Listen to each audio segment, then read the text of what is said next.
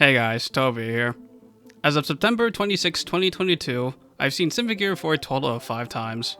I've been making Symphogear content for a while now, but if there's something I haven't talked about yet, it's, well, actually talking about the damn series.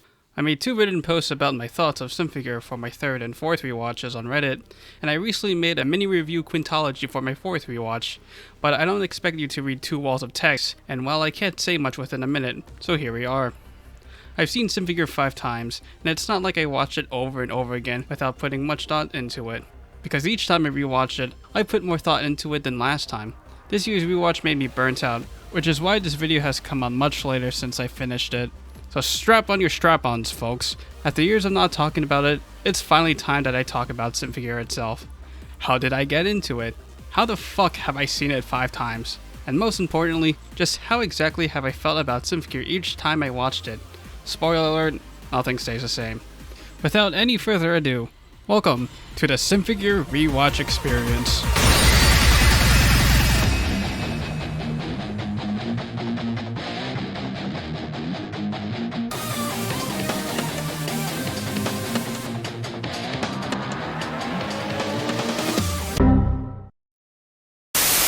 So it should be no surprise that I love the fuck out of this series. So first of all, how in the heck did I get into it in the first place?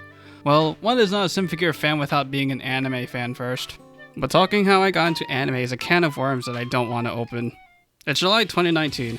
I just recently finished Gintama after 10 months of literally only watching the one series with a couple of seasonals on the side. And because the manga just finished, I didn't want to wait around for that anime adaptation, so I just read where the anime left off, and I was happy on the way it ended. It was time to go back to my roots, so all of summer 2019, I went on a cute girl doing cute things spree, and to validate how much a weeb I am, I found them all pretty great, with emphasis on Is the Order a Rabbit, which was the best of the bunch. Anyway, I've been seeing this name pop up quite a bit on the R-Anime subreddit, and a clip happened to be on the front page. It's labeled Not Safe for Work, it's been highly upvoted, so I just gotta see what it is.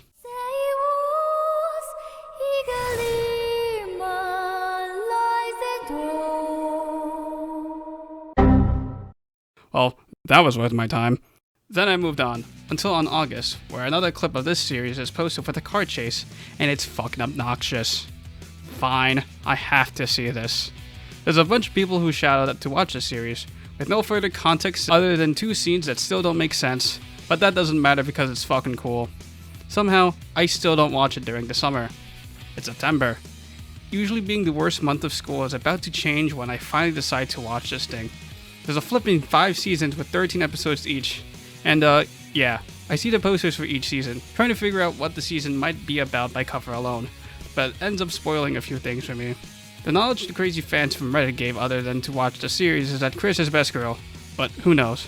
I've come to hate people calling characters best girl, because they end up being the least likable character. Ram. Whatever. It's a school night, I'm tucked in my bed, and I got my nightstand lamp on. Prime time for anime watching. I read this long summary and it spoils the first episode, but let's just see how it goes. And oh boy, I've just made a core memory.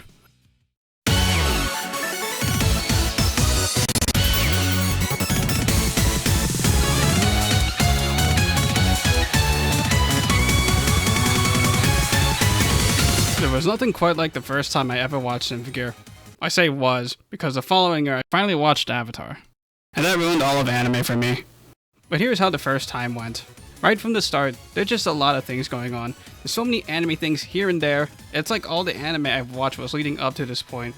There are idol shit going wrong at the extreme, people dying left to right, stupid motherfuckers not doing shit, and of course, it's the main character that's just standing there, waiting to die. The idols transform into magical girls with mecha pieces all over their bodies. And then the whole premise of the series is that the Symphogear is powered by actually singing.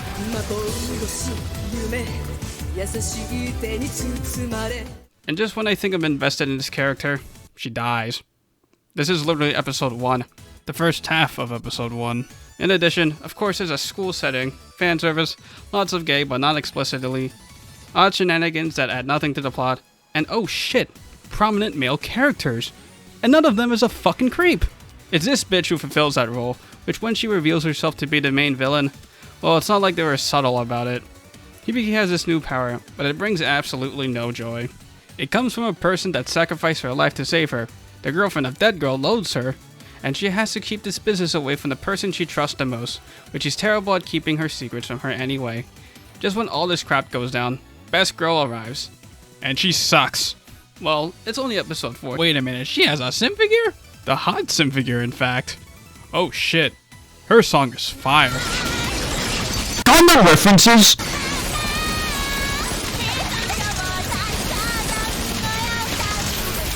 And last and certainly not least, she's a tsundere. Like 6 episodes later after she's first revealed, she's already holding hands with the girl that keeps bugging her and the girl that almost tried to kill her and herself. I ship it. Everybody else did too. Then there's a final act, where all the Symphogears team up against Fine, and while she tries all of them, she had one problem. She isn't aware of the power of friendship, which revives the girls that had to be dead. They go into the ultimate forms, defeat the bitch, stop her plans, looking like they died, and well, they don't. I've seen the posters for the later seasons. The ending sucks, but this was just season 1. I can't wait to see what the other seasons have to offer. It should be no surprise that they delivered. Season 1 was already a hype train in and of itself, but G pretty much asked, why don't we make it more hype? And answered yes. Like I said, I recently finished Gintama, so you probably know how I reacted once I found out who was voicing Dr. Vare. Hey guys, this is Toby, and I'm gonna tell you 10 reasons why Dr. Vare is my waifu. Okay, that didn't happen right away, but nothing else mattered, because out of all the series, I wouldn't expect motherfucking Tomokazu Sugita to be the next main villain of Symphogear, and putting a fucking performance that distracted me from everything else.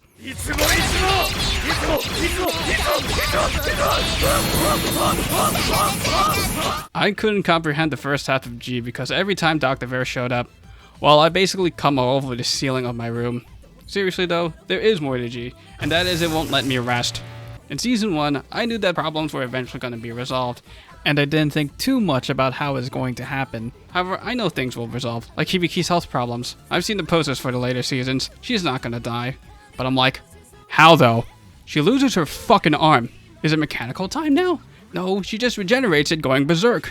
Hibiki still transforms even after everybody told her to fucking stop, and now Miku is dead. No, she's not. But how? Ah, that makes...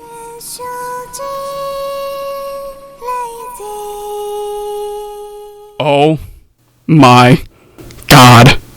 Wait, that shit erases the relics? Oh, what a convenient device for Hibiki to purify himself with Gungnir. Wait, so how is she getting it back? I asked myself, being dumbfounded that there's conveniently another Gungnir user who is absolute shit at doing anything. G's not done yet. Fide does actually exist, but I don't actually know if it's Kirika or Shirabe.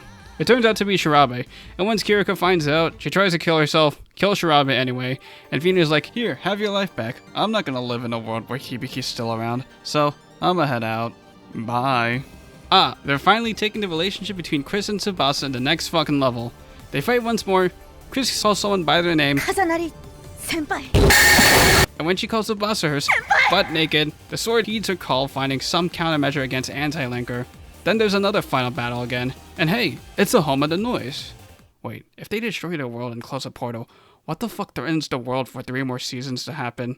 Also, how are they going to top the hype levels of G? Because holy shit, G was in every possible way fucking awesome. Let's see how GX fares.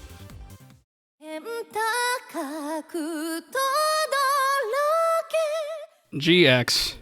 You win some, you lose some. Using the site that can't be named to watch Symphogear, the site was using rips from Crunchyroll, and they've done a pretty good job translating the songs.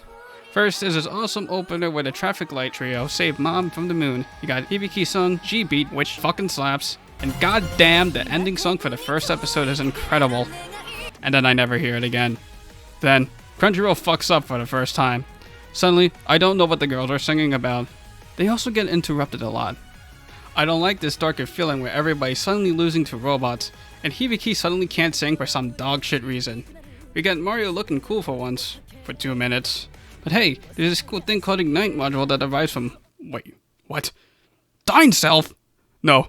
Oh shit, these are hot designs. Oh shit, the song is remixed. And holy shit, look how glow they go when they sing!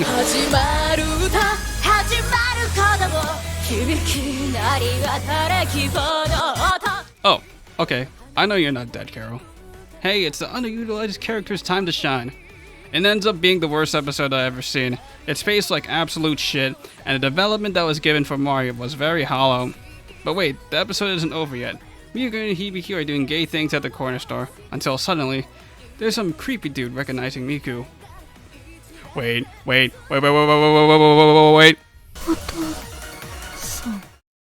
No! It was a good thing I was home that day. Hibiki and her dad. It ain't incest, but fucking hell. It's realistic and it's terrible to go through. Just when daddy issues arise, Tsubasa's included with her own. That's her father. Then, with just a couple of words of encouragement, the father reveals he never had bad intentions, but he scarred the girl's childhood anyway. Tsubasa? No. Well, that's okay, I guess. Let's move on. Hold up. Is that who I think it is? Oh! Dr. Bear again! Oh my god! Karen Bear? That's a pretty cool... Oh my god! They killed Dr. Bear! No!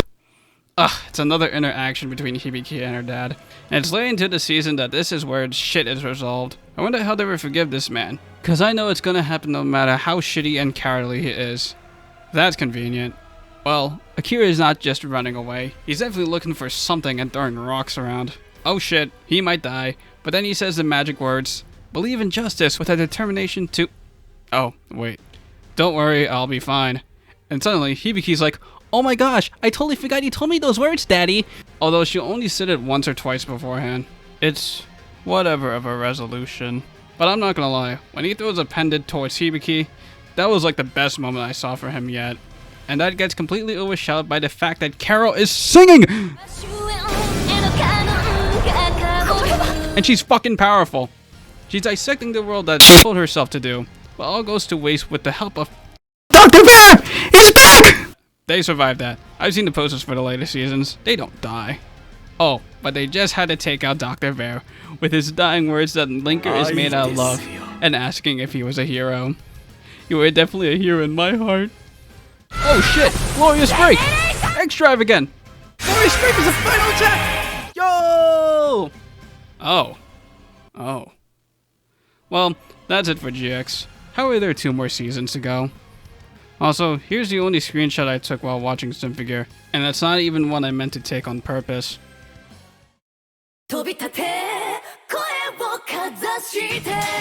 Axis. Axis was weird.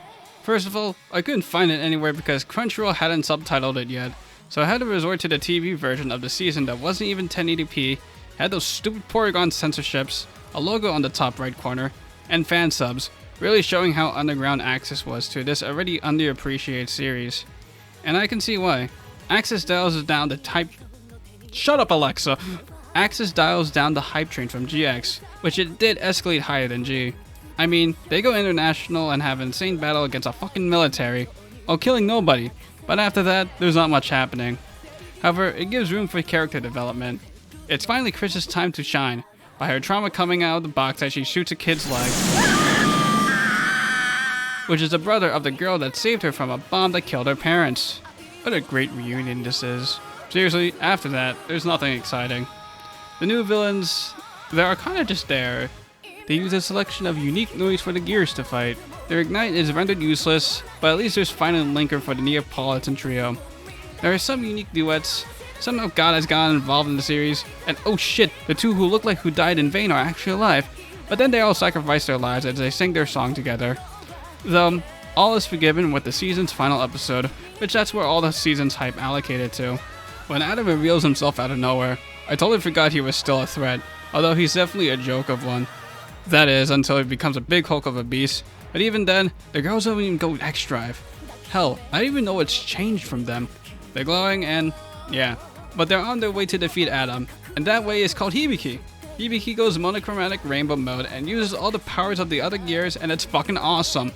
But that's just the appetizer for hyper mode Hibiki, which, hot damn, where is this all coming from? Yeah, punch down! Wait, is that... Am I hearing that correctly? She's... Oh my god! Jojo made them! Yo! The season's over for most of the part. Honestly, while Axis didn't do much, the good thing about it was that it didn't have anything too shitty like GX, and this episode claimed to be my favorite yet. A classic beatdown, and the one that Hibiki actually kills directly. Straight line, I'm never gonna recite that phrase out of my head. Shit, it's the week that the final episode airs of Symphogear, and I want to be there to watch it with everybody else. I finally reached XV. It's a goddamn final season, alright. I'm just gonna play a montage of every scene that was fucking awesome, because if I recite all my reactions for XV, I'm going to die.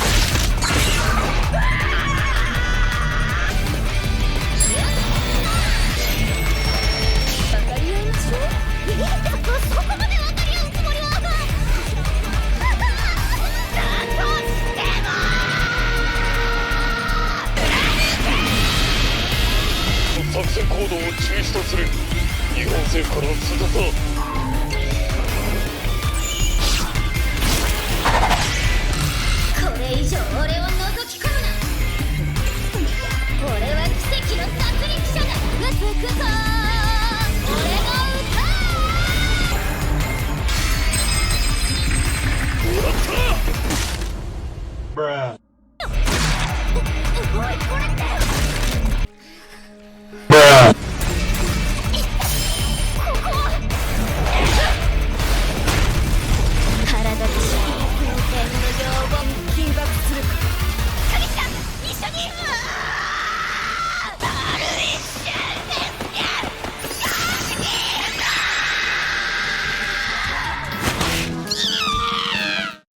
XV, which shouldn't be a surprise to anybody, had a lot of cool things in a short span of time, and just when I thought I saw the coolest moment of the season, another moment tops that. Within the same episode. I finished it just in time for episode 13, and I find out that it airs on Saturday, not Thursday, the day I finished episode 12. However, while I had a lot of good things to say, there are things I dislike heavily. I don't hold this opinion anymore, but I just didn't like Metonia. All these banger OPs, and then this? Ugh, well, whatever. However, Noble Red are pieces of shit. They claim they want to be human again as they become monsters, but the shit they do is more monster than anybody else. Absolute hypocrisy that nobody speaks out or even cares. Milla arc? Fuck you. Tsubasa uselessly goes into a trauma arc and adds nothing to her character. Milla arc doesn't even die brutally or brutalize at all.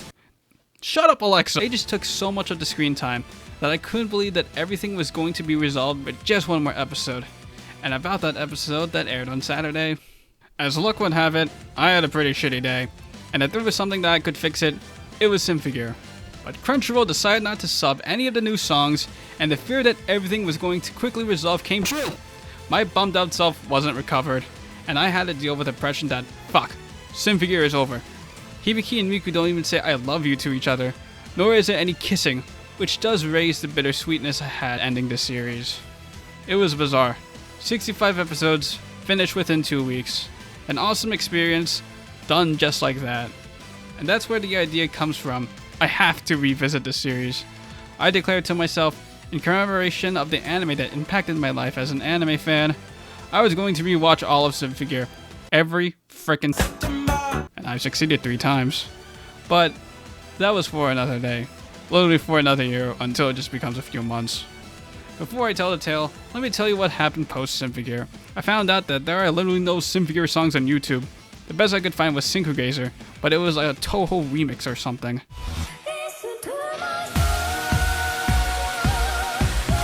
Then I found the song files online through the very helpful and informative Symphogear wiki. But shit, I couldn't add any of these songs on my YouTube playlist. Thus, because fuck paying for music streaming, it was time to download every song on my playlist. Thank God for Android, where I can insert music files without dealing with fucking iTunes. I've done the hard work to download around 300 songs, just so I can listen to the 20 or so Symphogear songs when it's shuffled. Was it worth it? Hell yeah, because I never looked back. Well, until I found out I could use Spotify Hack for Android. And besides music, I entered my golden age of anime. After Symphogear, I watched Cross Age. Unfortunately, that's a tale for another time.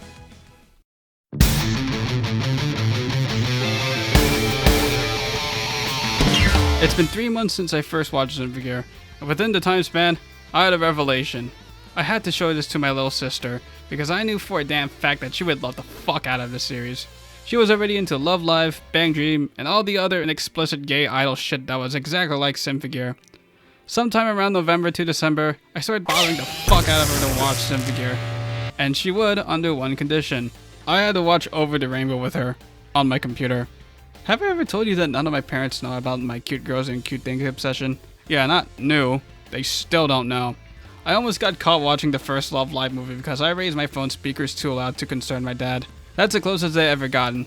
But there was an opportunity where my parents would be out of the house for a few hours, and I was able to watch the Love Live Sunshine movie without anybody bothering me.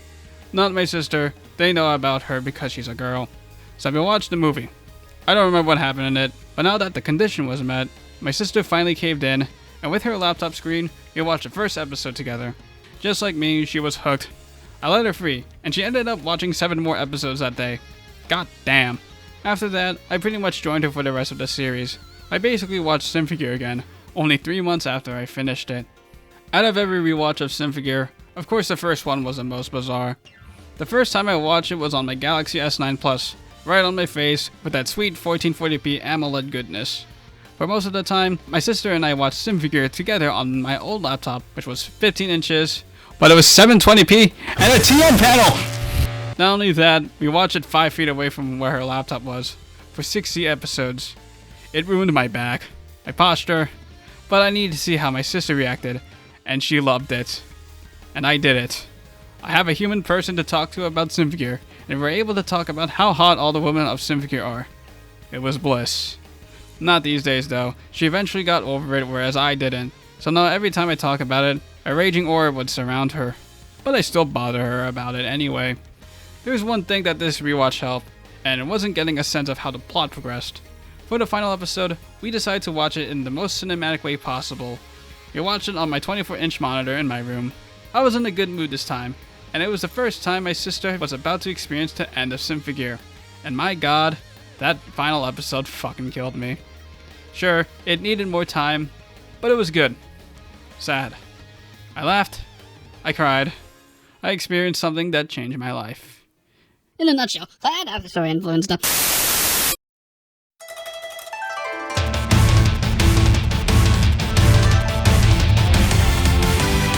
It's September 2020. I'm fully remote because I'm scared of this COVID going around, and you know what that means? I'm sleeping late for the official annual rewatch of Symphogear. It's an exciting time because I've had a great year of anime. Thank you so much, Lockdown. Oh, and I made a daring deed of making a fucking YouTube video. 3 of them, actually. Fuck. Anyway, let's see what I'm doing different this time around. First of all, fuck you Crunchyroll, I'm going with these fan subs. That's about it. Let's go.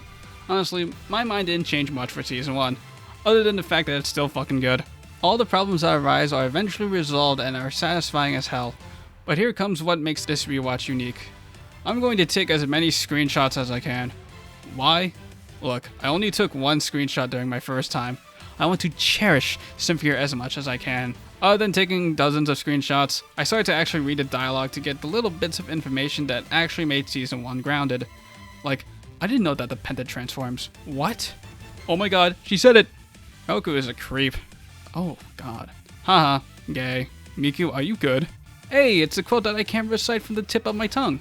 Foreshadowing. This scene where Hibiki retracts the arm all the way, it's a pretty sick moment. I can't believe I didn't screenshot where Hibiki fucks off with the heels. That's even sicker. And yeah, that's what I did for every other season. Wanna guess what all the screenshots were for G? It's Chris being cute. Well, no shit, it's all Dr. Bear. Chris, watch your language. Why is Mario calling mom ma'am? That's about it. I wonder if I recognize Tsubasa's voice suddenly going deeper from episode to episode 2. It probably didn't. This is where things start to change. GX, of course. Apart from taking more screenshots of funny things and the funny man, It was getting hard to ignore the problems of the season, especially because this rewatch was refreshing and enhancing my memory about the series. There were no more subtle hiccups, but man, was everything all over the place. I don't get the hype for Carol or the auto scores during GX, they're just very bitchy. I hated Carol especially because her motives made no goddamn sense. Her father said explore the world, which he meant forgiveness, yet Carol twisted it thinking she needed to actually open the world to show its core, killing everybody in the process because she can't forgive anybody because of her daddy's death. This entire theme of daddy issues just sticks out like a sore thumb, because it all leads to forgiveness, but the way they redeem both Yatsuhiro and Akira is plain dumb. And then I haven't changed my mind about the terrible episode with Maria, which sucks, because I'm trying to like Maria, because all of her fan art is hot. But she's not doing much hot shit in the actual series. It was the first time I re-rated Symphogear. Symphogear GX was once an 8, but now I turned it down to a 7, because god damn it, there are good parts, but there are also just a lot of shitty things. Of course, screenshotting everything I could begins a trend where I just screenshot this part of the anime, just to commemorate the one screenshot I took while watching Symphogear for the first time. On the other hand, Axis triumphed. I finally got to experience it in the most optimal way as the site was using the Blu-ray version, and Axis doesn't stick out too much, so watching it again felt like a nice breath of fresh air.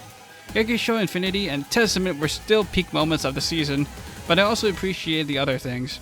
The fight inside the pocket noise was a cool scene. I screenshotted every frame with Dr. Bear, of course. And like again, I like the unique duets as it brought some character development with Chris, Shirabe, and maybe Kirika. I can't believe I forgot to mention that Kirika almost died. The villains were still but considering this was a nice recovery from the stain you call GX, Access is bumped from an 8 to a 9. Yay! G and XV are still better though. It was time to switch it up for XV. XV, the final and my favorite season of Symphogear, and I had to watch it in the best way possible. It was time to visit a certain cat. Hello, VLC. Don't barrage in the comment section about how I'm not using MPV. I'm not too icky on image quality just yet. Now this is before I knew about the Yamete Tomete subs, and I don't even think that the batch I had even came with them, so I just stuck with quartz. How did XV go this time around? Fucking awesome. I averaged 100 screenshots for each season, which is crazy for 13 episodes, but I went ahead and took 300 for XV. I was just hella ecstatic watching the season this time around. It was a trip. Yeah, Noble Red can still suck my ass, but they die, so all is well I guess. And you know, I decided to be very generous. XV is flawed as fuck, but with the amount of joy it gives me while watching it or even thinking about it, XV became one of my 10 out of 10s, something I reserve for only 10 anime. I mean, the others are unfathomably good, but XV, it held a special place in my heart. Notice that I said hell my heart. Yet again, I was sad. I did watch the OVAs before, but now that XV's OVAs were finished, I rewatched all the OVA episodes after finishing XV. So here's my little OVA review. It's basically the best chibi special out of any series. Maybe Gundam Seed's Shito is almost as good. All of them just suck for some reason. They're effortless, hollow, and pretty ugly, but the Zesho Shinkais had personality, exaggerated personality, and I love the childish art style of the characters. They look adorable and retarded as hell, especially Tsubasa. They're just cute. And Miku is fucking thirsty. Watch the goddamn OVAs if you haven't already.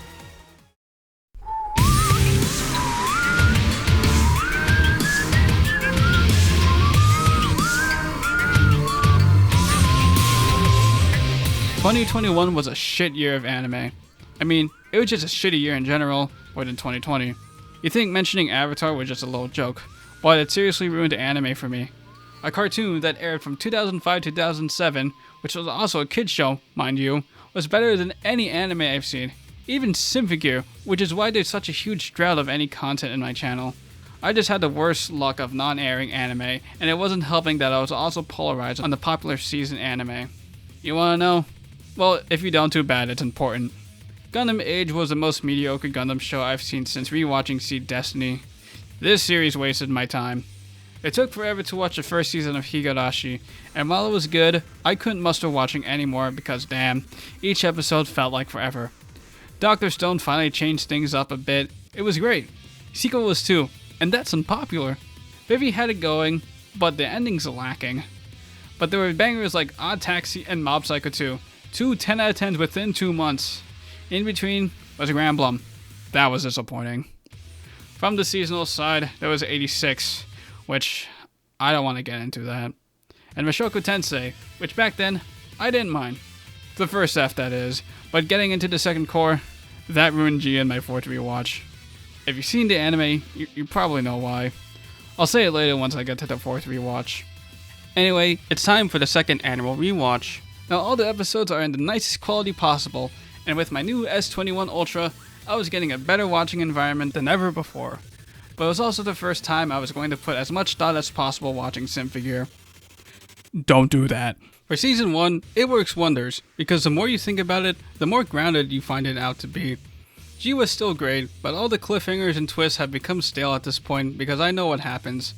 I'm starting to store in my brain what happens each episode so that I can recall which season and episode where something happens.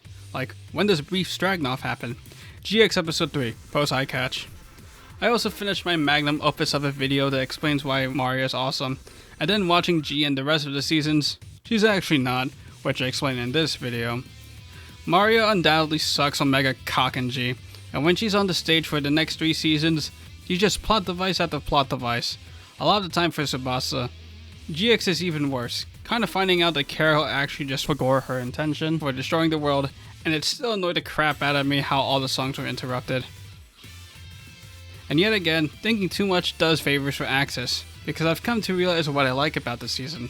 It's Season 1 2.0. There's a lot of downtime, but it creates room for characters to develop. And the final act. The final act is where all the peak hype is accumulated. And hell yeah, does episode 13 still fucking rock my ballsacks around. But the real hitter was XV. Once a 10 out of 10 becomes an 8.5, lower than the initial score I gave it.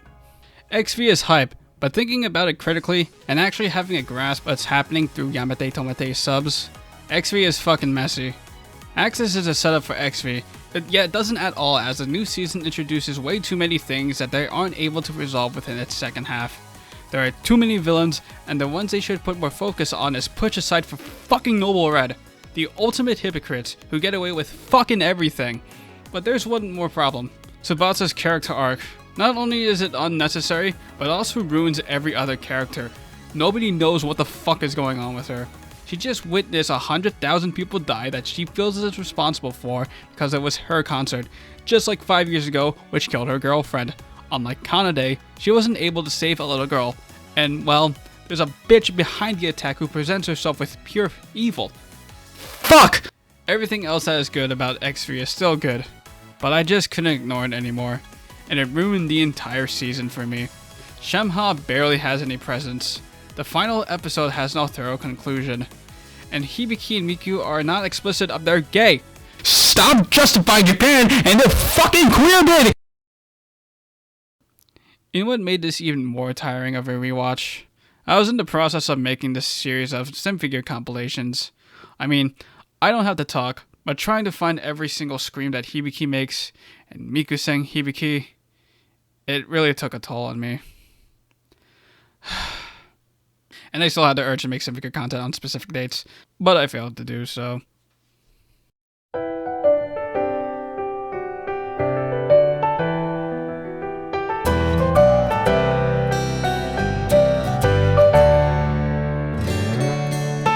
Here we are, the current year 2022. A year of redemption. While 2021 sucked, 2022 was good. The end of high school wasn't fun, but at least wearing a mask was optional. I'm getting into all these non-airing anime as much as I can to make up for last year. I'm not really polarized with any seasonal anime this time. College has started. While the workload has been not as much as I anticipated, I've become more resentful of driving. It's the third annual rewatch of Symphogear. I pretty much know the innards and outwards of this series. So what exactly do I have to dissect now? I was asking myself. That's not a good sign, but I went with it anyway. I was now watching the anime on my latest laptop, and how things were going to be unique was that I was going to make a short review for each season of Symphogear, and I actually managed to do it. With that in mind to make a review for each season, somehow, I collected more thoughts than I ever did before. Season 1. Hot damn, this is the most I love Season 1. I figured out why I love Season 1 so much. It's about connecting the dots. After all, it was intended to be a self-contained story. A newspaper from episode 1 tells about a missing child, which is Chris, this odd American terrorist subplot is actually orchestrated by Sector 2? Like I said previously, all characters are given problems and they're all resolved within the season. The one I loved the best was Tsubasa's death, where she has one last flashback about Kanade, telling her that there are always two wings, which Tsubasa envisions that those two wings is her, but it's not Kanade, it's... I mean, that's fucking beautiful, and I can't believe I haven't noticed that before. And I came up with a theory that allows Enki's retcon to be more natural. You know how Fine stated she wanted to reach God so badly, although we find out that God is a woman? Well, that's where the curse of Balal comes into mind. She herself has been affected by the curse, thinking she wants to be with God again, rather than Enki. And well, we never know what she truly wanted, because she never reaches that goal in Season 1. Maybe. That's just my 2 cents. For the first time, G wasn't as awesome as I used to think it was. Crazy, right? Dr. Vare wasn't some crazy guy I could be all excited about anymore. But why? I'm blaming Mushoku Tensei. Rudeus is a pedophile. Even if he isn't in the later volumes, he still is within the first season of the anime. However, those pedophile thoughts are portrayed by my favorite seiyuu, Tomokazu Sugita, and although he voices him, there's no way I'm softening my opinions for a fucking pedo. And I remember looking at complaints about Vare. They said he was creepy, and for the first time, I realized that he's creepy.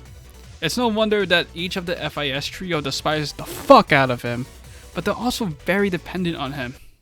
It's like what they do to animals at a pet salon. It's like, fuck, G really depended on how I perceived Dr. Vare. As shown here, not liking him caused me to bring down G from a 9 to an 8. Crap.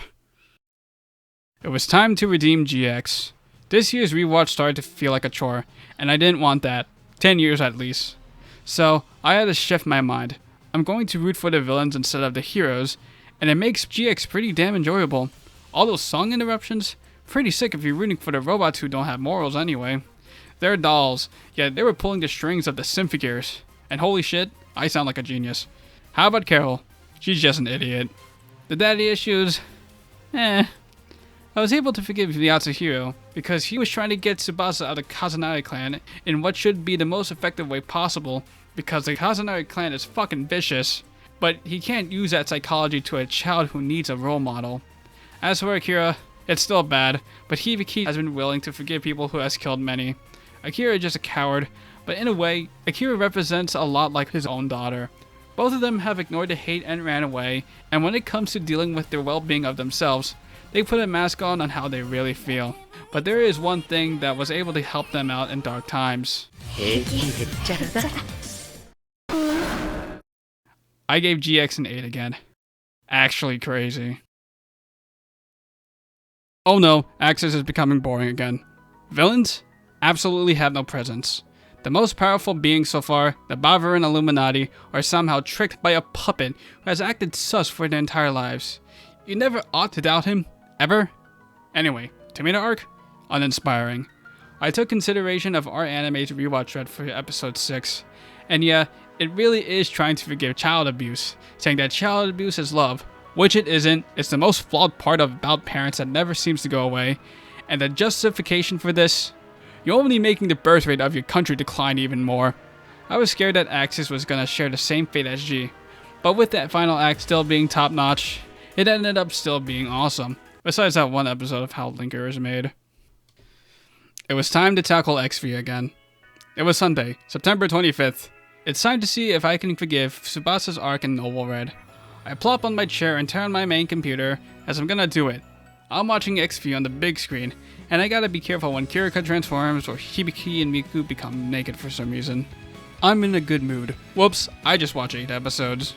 I'm going to have to finish the season off if I want to finish this positively, aren't I? Well, fuck it. I finished the season in one day. I haven't done that before. This rewatch of XV right now is the greatest triumph of my rewatch experience. Spoiler alert, I guess I could give it a 10 again. Watching it on my computer makes XV feel like I'm watching a very long movie with a banger opening and ending interrupting every 20 minutes. Tsubasa's arc is irredeemable, but holy shit, I felt bad for Noble Red. I've never felt bad for Noble Red. Their idea of becoming human again is complete hypocrisy, but they're quite aware about it. Since I'm rooting for the villains, I'm looking at Noble Red's perspective. They were caught in accidents out of their control and became actual trash to who they were working for. They needed specific blood, and luckily, the sketchiest guy had what it needed for them to survive, not thrive. For them to receive the blood, they needed to do the dirty work, and at that point, they might as well just get revenge on humanity while they can, because reverting them back to humans is really only a miracle for them. Noble Red goes deeper into monsters when they're revived by Shemha, and there's without a doubt they have a lot of loose screws on their head at this point. Yet, even if they became the perfect monster beings, all they ever wanted was to escape loneliness, which is why they did everything they could do to become human again. To be accepted, or not to be outcast. They never fulfill their goal, and Vanessa is used to destroy the universal condom of Shemha, yet Hibiki and the others still want to make peace with them. I don't know about Tsubasa. And their way of doing that is taking the gears back to Earth, while their lives slowly fade away, finally doing a favor for humanity after lashing them out for their entire span as a group. Damn, I'm sad. And I'm gonna leave it there. 3 years, 5 times of watching Symphogear. Am I burnt out from watching Symphogear so many times? Yes I am. The idea of watching it again next year is unlikely, though if I somehow do want to do it once more, it'll be moved to December to January, my sweet 2-month-long winter break between semesters. I hope you enjoyed this very long journey of how I perceive Symphogear over time, and how it's changed me quite a bit. But this is marking the end of the Symphogear saga in this channel. Well, I might remaster these videos, but after that, yeah, that'll be the last of it. Symphogear will still be around in my life, but I'm ready to move on to other anime. As you know, I'm very expressive about my opinions on Symphogear, so I really want to do the same with other anime I'm just as passionate about, whether it's positive or negative. If Symphogear Live 2022 announces an anime project, I'm going to come, and maybe, just maybe I'll talk about that. But don't expect to see Symphogear content as much anymore. Hopefully you all will stay around to hear what I had to say about other things. Thank you for all your support for these past 2 years, and thanks for watching until the very end. That's all I have for now. And if you watch this without knowing anything about the series, you're an idiot. Get the fuck on and watch Symphogear.